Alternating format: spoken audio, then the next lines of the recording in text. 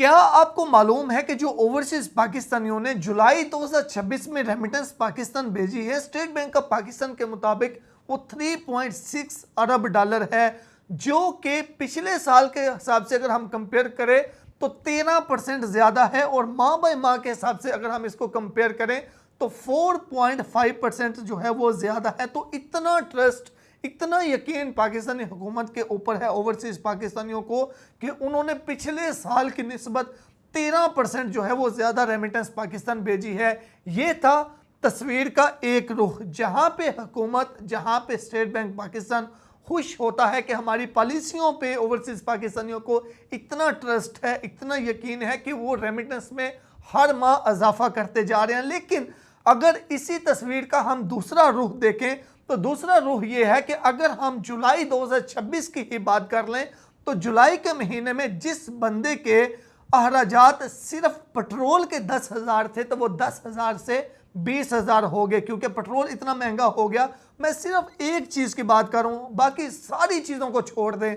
सिर्फ पेट्रोल और डीजल की अगर हम बात करें, पेट्रोल हर घर में यूज़ होता है। तो आप अगर देखें तो पिछले महीने में जो पहले 10% यूज़ होता था, अभी 20% हुआ।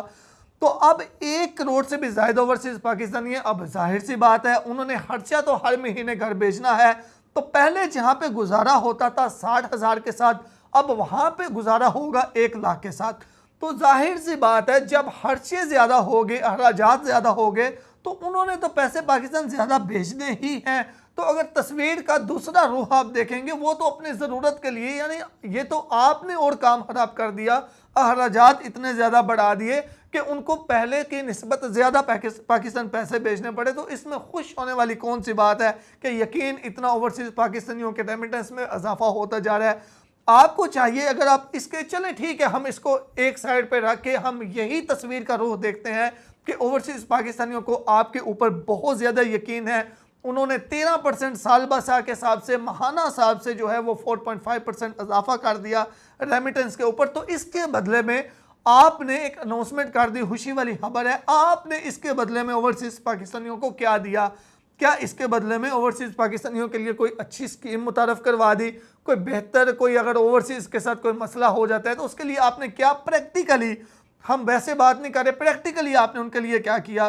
तो अगर आप कुछ ऐसा करना चाहते हैं तो हमें भी नज़र आना चाहिए, ओवरसीज को भी नज़र आना चाहिए कि हाँ यार, ये चीज़ हमारे लिए बड़ी बेहतर हो गई है। आपने सोनिधरती रेमिटेंस सिस्टम उनके लिए था, बंद कर दिया।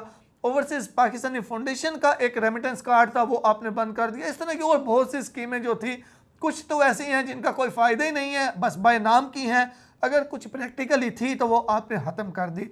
तो अगर आप उनकी रेमिटेंस से खुश हैं तो लाजमी तौर पर उनके लिए कोई सर्विस भी लाएँ। शुक्रिया।